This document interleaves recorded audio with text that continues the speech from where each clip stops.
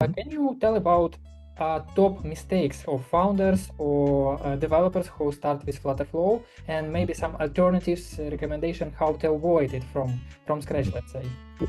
Well, I would answer the question from the perspective as a Flutterflow developer and a community moderator that sees certain things happen like almost all the time. And if I put that on a bit of a more meta level, I would say that having a basic understanding of what software and software development is about is necessary to avoid 90% of the beginner's mistakes. So I know that, especially if you've got no coding background, most founders would want to start right away, and they want to build things, and they want to get like really into it very fast. And they will build things en passant, like on the way. They will add new states, they will add new Firebase tables and stuff like that, or Firestore tables.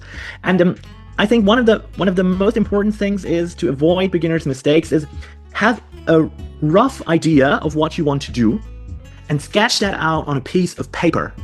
I think that paper and pencil are still one of the most important tools of a developer, because it can get quite painful if you have to refactor your app later because you realize that your data scheme, for example, is not fit for scaling, right? It will show you your, let's say you want to rebuild a community app, right? Some sort of social community. It will work great with 10 users, will work good with 100, but it will absolutely break either from a technical point or from a, well, let's say cost scaling point with like 15,000 users. And I think that would be my answer. Even if you don't have, and you don't want to have, coding knowledge, do not ignore this and do not despise it, but inform yourself a bit. Talk to somebody who knows a bit more than you about databases, data structures, API calls, authentication systems. Just do a bit of research.